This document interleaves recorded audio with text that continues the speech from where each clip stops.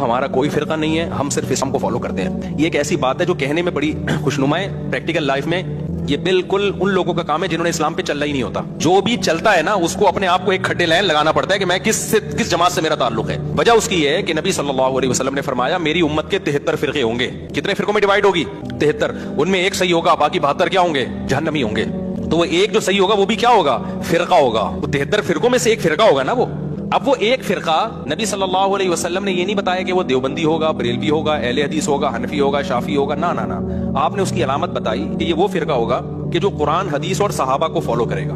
کیا مطلب؟ جو فرقہ صرف قرآن کو مانتا ہے، حدیث اور صحابہ کو نہیں مانتا، وہ بھی ان جہنمیوں فرقوں میں سے ہے. یہ جو چاروں امام ہیں نا، ابو حنیفہ، مالک، شافعی، احمد، حنبل، ان کے فالوورز صحابہ کے اجماع کو حجت مانتے ہیں. تبھی ان میں کوئی فتویٰ آپ کو اجماع صحابہ کے خلاف نظر نہیں آئے گا. یہ کبھی قرآن اور سنت کی وہ تشریح نہیں کریں گے جس پہ صحابہ نہ چلے ہوں. اگلا کوشچن ہے جی، 73 فرقوں والی حدیث کی کیا اہمیت ہے؟ ہر فرقہ اس حدیث کو فرقہ بنانے کی دلیل کے طور پر پیش کر کے اپنے بزرگوں کے فرقے کا دفاع کرتا ہے. علی بھائی کا اس حوالے سے کیا موقف ہے؟ علی بھائی تو پہلے آپ سے یہ کہیں گے 73 فرقوں والی حدیث کی بڑی اہمیت ہے، اس لیے کہ اسی کی اہمیت کو اس امت نے پکڑا ہوا ہے اور اجاگر کر رہی ہے اپنا لقمہ اس کے منہ میں ڈال کے. جو 73 فرقوں والی ایک حدیث جو پبلک میں مشہور ہے نا، جامع ترمذی کی، وہ تو ضعیف ہے. شیخ البانی، شیخ زبیلی ضعیف صاحب دونوں نے اس کو ضعیف کہا ہے. مشکات میں بھی آپ کو شروع میں کتاب الاعتصام بالکتاب والسنہ چیپٹر میں مل جائے گی کہ نبی علیہ السلام نے فرمایا بنی اسرائیل میں 72 فرقے تھے، میری امت 73 فرقوں میں بٹ جائے گی، سوائے ایک کے سب دوزخی ہوں گے. اور پوچھا گیا وہ جنتی گروہ کون سا ہے، تو کہا گیا ما انا علیہ و اصحابی، جس پہ میں اور میرے اصحاب ہیں. یہ روایت اصول محدثین پہ سندن ضعیف ہے. البتہ اس کو سپورٹیو ایک صحیح حدیث ہے ابو داؤد کے اندر کہ نبی صلی اللہ علیہ وآلہ وسلم نے فرمایا کہ میری امت کے 72 فرقے دوزخ میں جائیں گے اور صرف ایک جنت میں جائے گا. فرقہ نہیں، گروہ، طائفہ منصورہ. اور نبی علیہ السلام فرمایا وہ ہے الجماع، یہ بھی ساتھ بتایا. آپ دیکھیں 73 فرقوں والی حدیث جو لوگ بیان کر رہے ہیں وہ ساتھ بتاتے نہیں ہیں کہ اس فرقے کا نام بھی آیا ہے. فرقہ نہیں کہنا چاہیے اس گروہ کا، الجماع. الجماع کس کا نام ہے؟ کسی کا بھی نہیں. بریلوی کے الجماع اپنے آپ کو کہتے ہیں، دیوبندی، اہل حدیث، یا کوئی بھی نہیں کہتا. الجماع کا مطلب ہے امت کی مین سٹریم، اجماع امت جو موٹے موٹے عقیدوں کو لے کے چل رہی ہے. اور آپ علیہ السلام فرمایا کہ میری امت میں ایسے یعنی فرقے پیدا ہوں گے جیسے باولا کتا کسی کو کاٹ جائے اور اس کا اثر ایک ایک رگ و ریشے میں داخل ہو جائے، اس طرح میری امت میں بدعت پھیلے گی. اچھا، نبی علیہ السلام نے بھی دیکھا ہے کہ یہ کتے کی مثال دی ہے. مجھے بتائیں کہ یہ کسی گروہ میں بدعت کا پھیلنا جس باولے کتے کے کاٹنے سے ہوگا، نبی علیہ السلام فرمایا وہ کتا کوئی ہاکی کا پلیئر ہوگا، کرکٹ کا پلیئر ہوگا، یا کوئی مولوی ہوگا؟ ظاہر ہے مولوی کسٹوڈین ہے نا. عقائد کا کسٹوڈین کون ہے؟ مولوی. تو علماء کو نبی اسلام نے، علماء سو کو کیا فرمایا؟ کتا، اور باولا کتا، پاگل کتا. بلکہ قرآن میں سورۃ الاعراف کی آیت نمبر 175 اور 176 میں بلعام بن باورا کی مثال دی گئی ہے کہ اللہ فرماتا ہے وہ کتے کی مثال ہے، جو جیسا کہ زبان ہانپ رہا ہے، وہ اس پہ بوجھ ڈالا جائے تب بھی زبان ہانپے، نہ ڈالا جائے تب بھی زبان ہانپے. المستدرک الحاکم میں صحیح سند کے ساتھ حدیث ہے کہ یہ جو جس کی مثال دی گئی ہے قرآن میں، کہا گیا کہ وہ صاحب علم تھا اور بعد میں وہ پستی میں جا گرا. اس سے مراد یہودی عالم بلعام بن باورا ہے، عبداللہ ابن مسعود کہتے ہیں رضی اللہ تعالیٰ عنہ. قرآن میں بھی کتے کی مثال، حدیث میں بھی کتے کی مثال. اور اب آپ دیکھ لیں، جب ہم کہتے ہیں کہ جی آپ علماء سو کو کتا کہا گیا تو وہ پھر ہم سے ناراض ہوتے ہیں. نبی علیہ السلام تو وَإِنَّكَ لَعَلَىٰ خُلُقٍ عَظِيمٍ ہے، ان سے اعلیٰ اخلاق کسی کا نہیں، پھر بھی آپ کہہ رہے ہیں کتے کی مثال ہے.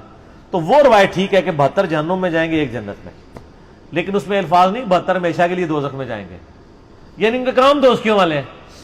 ورنہ نبی علیہ السلام یہ کلیئر کرتا ہے کہ 72 تو ہمیشہ کے لیے دوزخ میں ہے اور ایک ہمیشہ کے لیے جنت میں، یعنی اپنے اعمال کی وجہ سے ڈومیننٹ ان کا پورشن جہنم میں جائے گا. اس کو ایکسپورٹیو حدیث بخاری اور مسلم کی ہے کہ میری امت کا ایک گروہ قیامت تک حق پہ قائم رہے گا، کوئی نقصان پہنچانے والا ان کو نقصان نہیں پہنچا سکے گا حتیٰ کہ قیامت قائم ہو جائے گی. تو یہ جو لوگ ان احادیث کی بنیاد پہ اپنے گروہ کو جنتی کہتے ہیں اور دوسرے کو دوزکی، پہلے تو یہ کلیئر کر دیں، جنتی فرقہ کوئی بھی نہیں ہے. فرقہ تو ہوتا ہی وہ ہے جو اصل سے ٹوٹ کے الگ ہو. جنتی گروہ ہے، طائفہ منصورہ، کامیاب گروہ. نبی علیہ السلام، صحابہ، تابعین، اہل بیت سب کے سب ایک یعنی جنتی گروہ تھے. ان سے ٹوٹ کے جو الگ بنا وہ فرقہ ہے. اب یہ پتہ ٹوٹتا ہے تو وہ فرق ہو جاتا ہے نا اپنے درخت سے. وہ پتہ تو نہیں کہہ سکتا یہ درخت فرقہ ہے. جس طرح آج ہم کہتے ہیں ہمیں اپنے آپ کو مسلمان کہنا چاہیے، وہ کہتے ہیں یہ نیا فرقہ بن گیا. اور فرقہ تو وہ ہے جنہوں نے انڈیا کے شہروں کے نام کے اوپر اپنے آپ کو بانٹا ہوا ہے. بریلی اور دیوبندی، بریلوی دیوبندی دونوں یعنی انڈیا کے شہر ہیں. حالانکہ ہم ان کو پھر مسلمان سمجھتے ہیں. تمام اختلافات کے باوجود ان کی اصلاح کے لیے علمی طریقے سے ان پہ ان کی غلطی ہائی لائٹ کرتے ہیں. 73 فرقوں والی حدیث، اس والا جو پورشن ابو داؤد کا وہ بالکل ٹھیک ہے.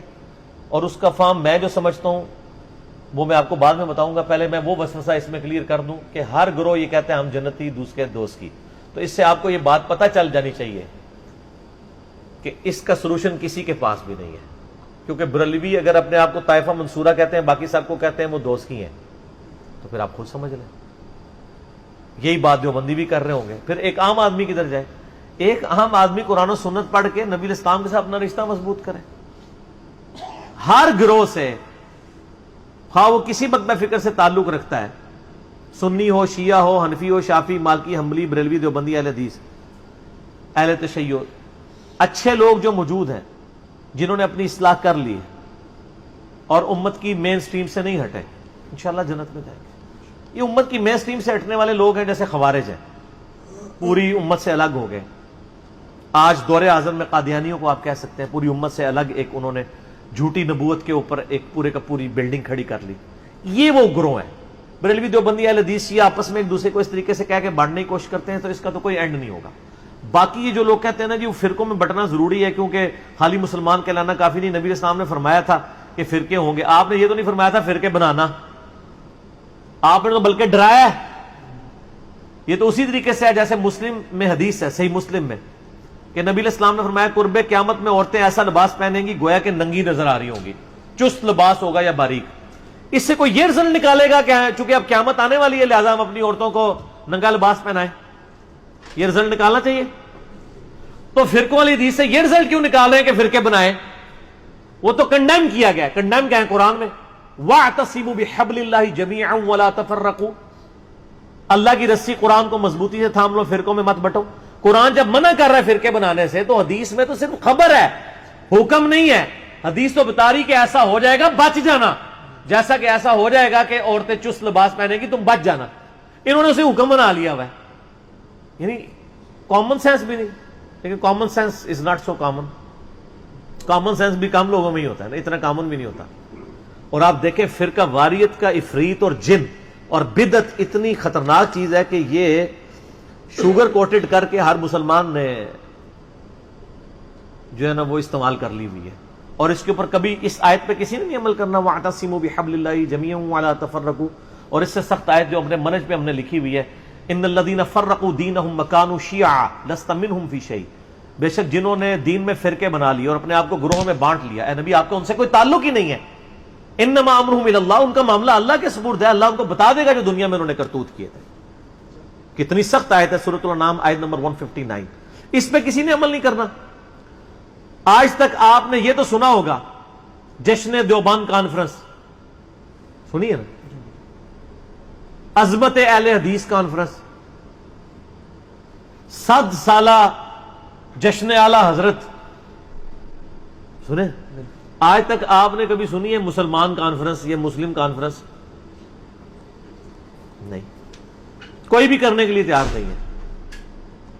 ان چیزوں کو فخریہ کرتے ہیں. اور جو اللہ نے ہمارا نام رکھا تھا ہوا سماکم المسلمین من قبل وفی ھذا، اللہ نے تمہارا نام مسلم رکھا تھا اس قرآن سے پہلے ابراہیم علیہ السلام نے رکھا، اللہ نے اس قرآن میں انڈورس کر دیا. آپ کسی کو جا کے نا میں مسلم ہوں ایسے دیکھنا شروع ہو جائے گا، میں کافر ہوں. آپ کسی بریلویوں کی مسجد میں جا کے نا میں بریلوی ہوں، کہیں ماشاءاللہ. آپ کہیں دیوبندی ہوں، تھوڑا سا منہ چڑھائے گا لیکن کہے گا ہاں دیوبندی بھی ایک فرقہ ہے، وہ فلاں جگہ ان کی مسجدیں ہیں. اہل حدیث بھی ایک فرقہ ہے، ٹھیک ہے آپ نے اگر اہل حدیث ہیں تو آپ اس مسجد میں چلے جائیں. لیکن اگر آپ جا کے کہہ دیں خدا نہ خواستہ کہ میں مسلم ہوں، مسلمان ہوں، تو اس کے چہرے کا رنگ فقط ہو جائے گا، وہ سمجھے گا آپ نے اس کو گالی دے دی ہے۔ اس سے بڑی کیا لعنت پڑ سکتی تھی کہ مسلم نام سے آپ چڑھ دیں، جو ہمارا فخر تھا۔ ما کان ابراہیم یہودی ولا نصرانی، ابراہیم نہ تو یہودی تھے نہ نصرانی تھے، ولکن کان حنیفا مسلما وما کان من المشرکین، بلکہ وہ تو حنیفہ تھے، سب سے ٹوٹ کے ایک اللہ کے ہو جانے والے، وہ مشرک نہیں تھے اور مسلم تھے، سر تسلیم خم کرنے والے۔ یہ آج ہمارے لیے مصیبت بن گئی ہے۔ ہم جب لوگوں کو بتاتے ہیں لوگ پریشان ہو جاتے ہیں، پھر ہم ان کو پھکی دیتے ہیں۔